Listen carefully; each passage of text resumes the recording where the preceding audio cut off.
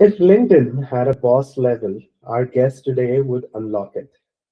He has advised governments, rewritten strategy handbooks, and taught students who probably still think urban governance is a SimCity expansion pack. From Brookings to Brisbane, from Shanghai to front row of QUT, a classroom, he's been decoding innovation, complexity, and digital transformation, while the rest of us were still figuring out how to record the meeting on Zoom.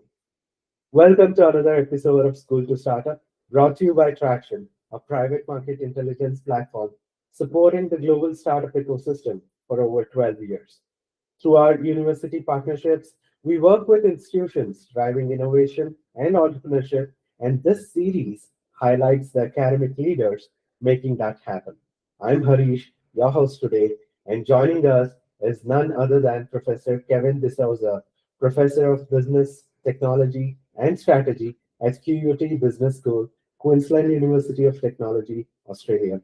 Professor Kevin, welcome to the show. It's a real pleasure having you here. Thank you. Thank you for having me on your show. Pleasure. Great. So let's start with something different, maybe a little dangerous too.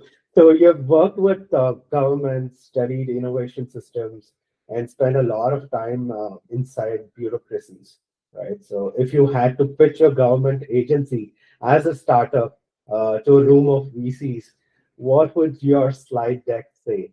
And would anyone invest? So I think when you think about working with large bureaucracy, the key thing is to be very clear on what your value proposition is. So for many years, including now, I've framed my value proposition around a very, very basic issue, but it's a persistent issue. So it's never going to go away. So this is why I can keep reusing it. So I think my slide decks would begin with a thing like information disconnects is equal to organizational fragmentation. So all of the work I do around strategy or technology or process work focuses on what are the information disconnects that exist in organizations. And as organizations have become more digital and more connected, they have also become more disconnected. Information is lost, and that's why organizations don't work as well as they can. And so any intervention, which is a startup or a new innovation or an idea, to me, I can connect it to how does that lower either the volume of information disconnects or the variety of information disconnects, which leads us to create better, more robust, resilient organizations. And so that's how I've always framed my work when I work with governments, when I work with large international companies, so on and so forth. Perfect.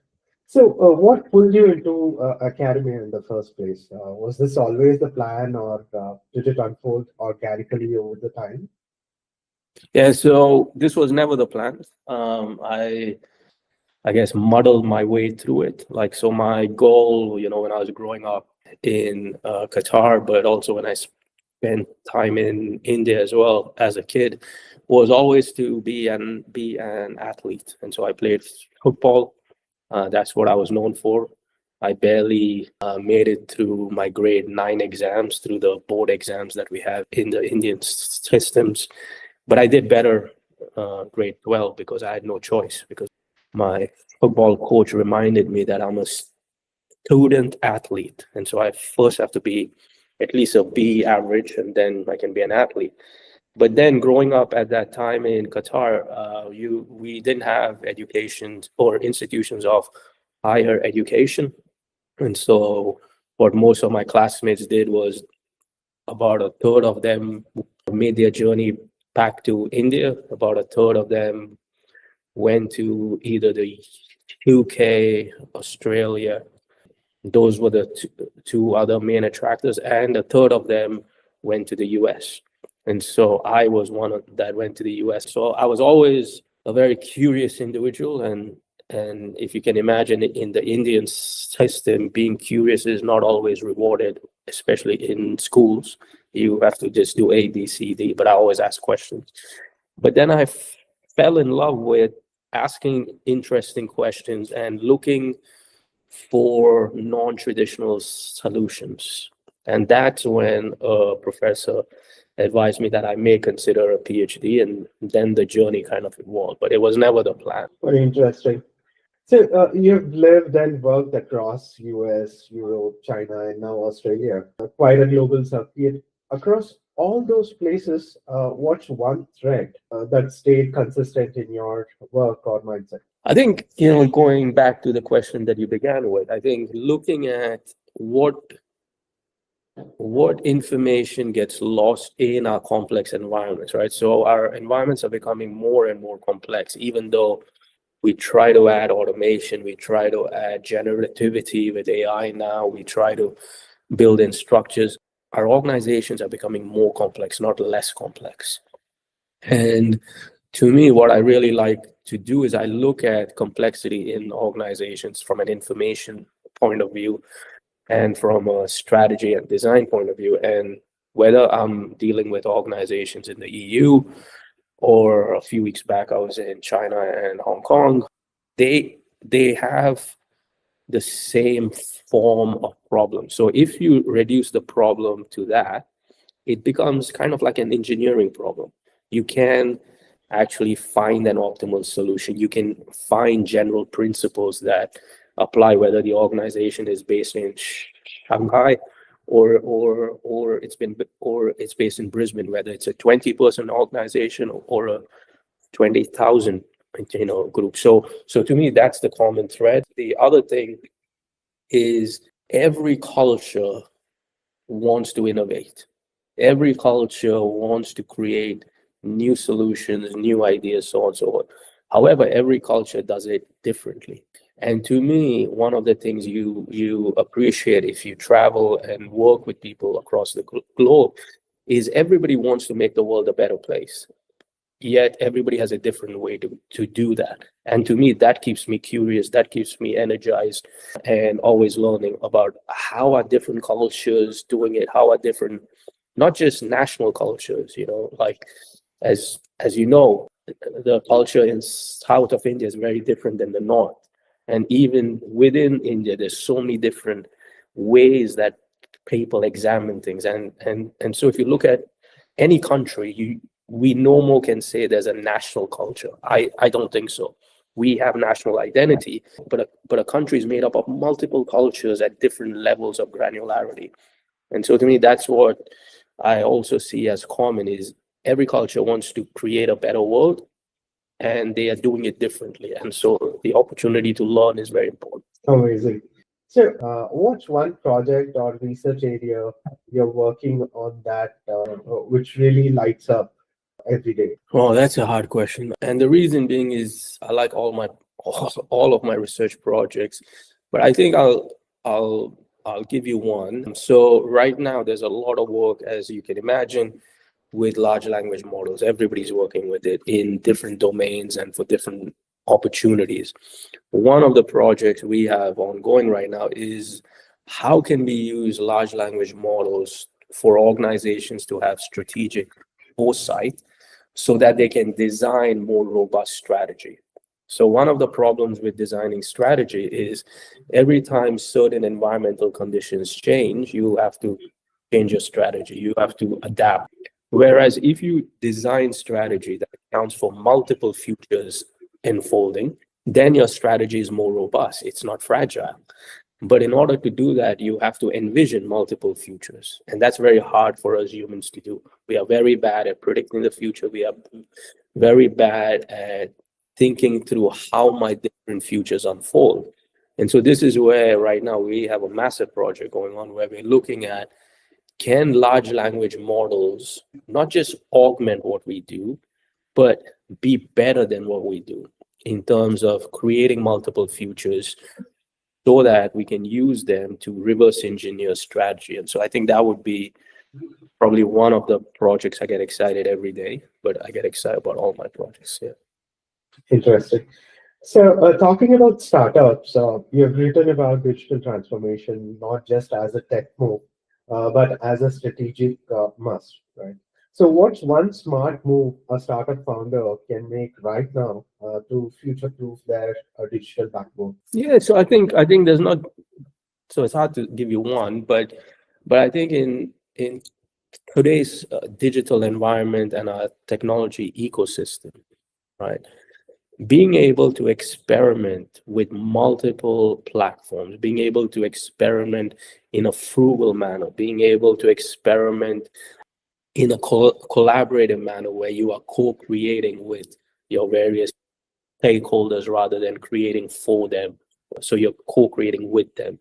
I think we are in a world right now where we have access to a lot of technology at very little or no cost. Where before a startup would have to raise a certain amount of capital to do X, to do Y, to do Z.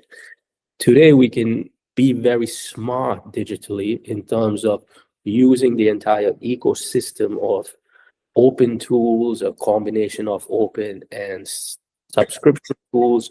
We can use a combination of open data plus data that's restricted and experiment in a very agile manner. And I want to highlight the word experiment because many people do something digitally and they say they failed.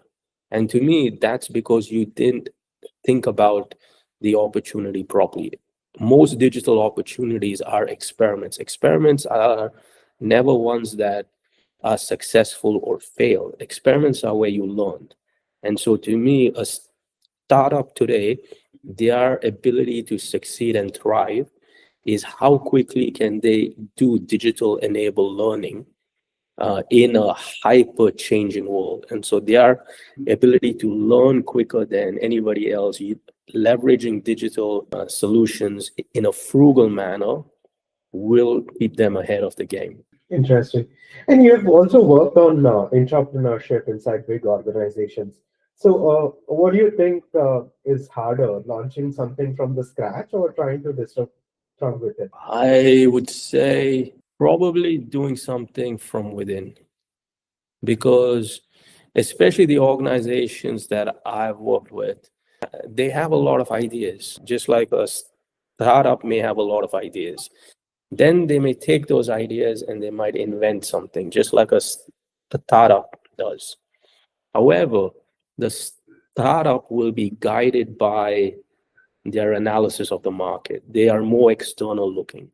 They are more agile in their approaches. Whereas if you're inside a large organization, whether it's mining or banking or whatever, there are very severe headwinds that kind of prevent internal inventions becoming innovations. It's very, very hard. And the reason being is organizations over time do not like change. They like what they have.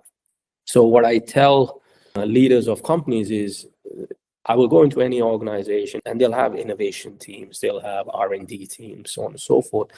And those are like a jazz band. They are a group of experts that come together, improvise, very creative, so on and so forth. That's good. The rest of the organization runs like an orchestra where there's one conductor. Everybody is an expert still, but everybody's playing from one playbook. Whereas jazz, people come together and invent. In organizations that are very successful at entrepreneurship, they have figured out how to do jazz at orchestra scale. And that's very few because it's very, very hard. It's not an easy problem to solve. Very interesting. And if you could kill off one big myth in the startup world, which one deserves to go first? I'm trying to think about the ranking in my head. I think the one myth is you can do it on your own. A startup, most of the time, the one or two individuals or maybe three, but those are normally the kinds of teams that go. It's either one single individual that has the idea, maybe that individual and a friend, or that individual and a couple other colleagues that came out of a lab in academia or something. So it's normally a small group. They will try to do it on their own from the beginning. And only when they need help, they will reach out and say, can I get some cash? Can I get some advice? Can I get a board member? And it's a very early on, it's a very exploitative relationship. Means the startup only goes to the external world when they need something, and the external world only goes to the startup if they have extra cash and they want to throw something at it. And it's a mutually exploitive relationship. So to me, the myth is that you can actually get through various gates in the growth of that enterprise, or get it from a startup to an enterprise by thinking with that mentality. And most startups overhype the proprietary nature of their idea. Most ideas people have tried many times. You may be trying the same idea but in a different way. So the more people that you listen from early on, the better off you'll be. You'll make lesser mistakes. And if you make mistakes, you'll at least build a network that you can leverage for your next activity. So early on, be more open rather than close is what I would say. So let's bring it back to the campus. Queensland University is known for applied innovation and not just theory. So what's something happening there right now that's helping students to go from classroom to the company? Yeah, absolutely. So right now at QUT, we have a range of programs around entrepreneurship, a range of programs. So the building that I'm in right now is where we house the Graduate School of Business that I have the privilege of leading right now. But just on the ground floor of this building is QUT Entrepreneurship. And then the next floor up is where we have students working in teams on a range of ideas. One of the things we are doing right now is we have a very well-known executive MBA program, whereas before people would enter the executive MBA and then continue in their senior roles in companies. Recently, we've had a couple of exec MBAs come back to QT and actually open up new ideas and new startups. So they are working on their ideas. And we are a place where we want to incubate these ideas. We want to help accelerate them. We want to help them scale them. And so like that, across QUT, there are a number of programs. So whether you're into sports tech, then there's a whole program around ideas around that. If you're interested into financing, we have a trading room where people try different things. If you're interested in management strategy. So QUT does an excellent job helping people from whatever that idea might be in a startup or a classroom or a teams, helping them reach a level of scale, helping it reach a level of maturity, and then connect it to the broader ecosystem. So whether it's just in Brisbane, the greater Southeast Queensland region, or even across the globe. So we have collaborations with MIT as well. So there are a number of things we have going. Interesting.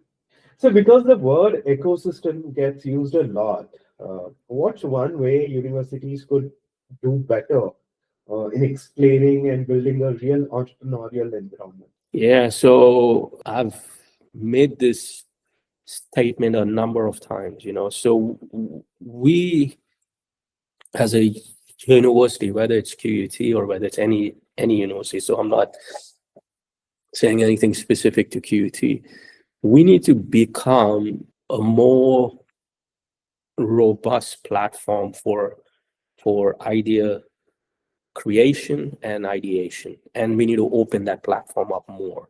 So like when an alum has an idea, their first call should be where they got their degree. Come back, chat with us about your idea. When it's the weekend, we have spaces on campus that can be leveraged to bring entrepreneurs in, to bring different people in and just say, use our space. We are a public asset in a way. And most higher education institutions are public assets. And we need to get in the business of creating public value that's beyond what we deliver in our academic programs or research programs or our engagement programs. Those all we need to do, and we need to do them very well. But we also need everybody else around us, the whole community, to look at us as an ideation platform, to look at us as a place where people can debate ideas, co-create ideas, experiment with ideas. Yeah, so I think if we are more connected within the broader ecosystem and we are recognized as a platform around ideas, I think we will be better off. Amazing. So, how do you see academia's role evolving in the startup world over the next 5 to 10 years? So that's hard. I guess I'll put it in three buckets. One, when it's really hard to teach entrepreneurship. It's extremely hard, right? It's like teaching leadership. It's not easy just because you can't teach it from a theoretical perspective. Yes, there's certain theoretical knowledge that needs to be imparted, but it's like learning to fly an aircraft. You can't just learn in the classroom. You have to actually get in the simulator. Then you have to actually, go in a real plane before you are credentialed, to fly. Similarly, with startups, we can help them learn more about how to navigate complexity in their environments. We can help them build skills around resilience. We can help them increase their financial acumen. We can do a bunch of things, but we can't really help them with the ideas. That's very hard. We may be able to have some platforms, so on and so forth. And I think that's going to change over time. Given the growth of technologies and especially generative AI, people have better platforms to experiment and incubate and do stuff. So the university role in it is going to be to scaffold everything around it. So that's one. The second is there's a lot of research around entrepreneurship right now. I wouldn't classify myself as an entrepreneurship researcher. I'm more on the innovation side. But the nature of how entrepreneurs go about the discovery of opportunity to commercializing is also undergoing fundamental change. And so the research will have to evolve. The research will have to become more interdisciplinary. The research may even have to become more applied. Right? And then the third area is how institutions or the academic world interacts with the startup world. For years, we have seen great startups come out of academia. I was based in the US, and on the East Coast and the West Coast, there's plenty of examples. If you go to England, in the universities around London, there are plenty of examples. But I don't see that trend continue. I think startups will grow around the university rather than from within the university. And around the universities are the ones who will leverage the cutting edge R&D, but can leverage it in a more agile way around the university rather than within the university. Amazing. And for the student or early founder tuning in, who is still figuring out their lane, what would you say to them? Number one, design everything assuming humans are fundamentally good and the technologies that they use, they want to use it for good. And I think there's a lot of things we are building where we assume people are going to use it badly. And so we put in controls and this and that. So I think we need more design around the belief that people are fundamentally good. And the second one is be imaginative, right? We've tried to solve the most complex problems of our time using very traditional methods. Now we are breaking out of some of those areas and trying to think about things differently. But to me, we are in an opportunity-rich time right now that requires new imagination. We need to imagine different ways of addressing problems. We need to move away from, like, if you are in healthcare, what I tell people in healthcare is, for years, we have tried to optimize healthcare economics, reduce the cost of delivery, reduce the cost of healthcare budgets. But we have failed. And the reason being is we have looked at it from the hospital. Anytime we look at healthcare, we imagine a hospital. But right now, if you're wearing an Apple Watch or you're using whatever IoT or wearable on you, they are focused on healthiness. They are not focused on healthcare. Right? They are telling you how much you walk a day. They are telling you your sleep levels. They are telling you all, and they're giving you more real-time information to actually make you healthy so you are out of the hospitals. But that required them to flip the situation. We need to do that for almost all kinds of grand challenges we face today. And this is where the next generation should imagine a world not constrained by how we are today. Because if we continue on our paths, I don't think we'll solve some of them. Interesting. So before we wrap up, where can our audience find your work, follow your ideas, or see what you're building next? Yeah, so you can visit my website, kevindesouza.net. But the best thing to do, if you want academic articles, Google Scholar, just put in there. But also just reach out via email. That's probably the best way. Great. So all the links will be available in the comment section. You can reach out Kevin for any questions you have got.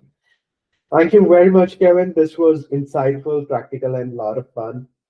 Thank you so much for joining us on School to Startup. It's a pleasure. Thank you.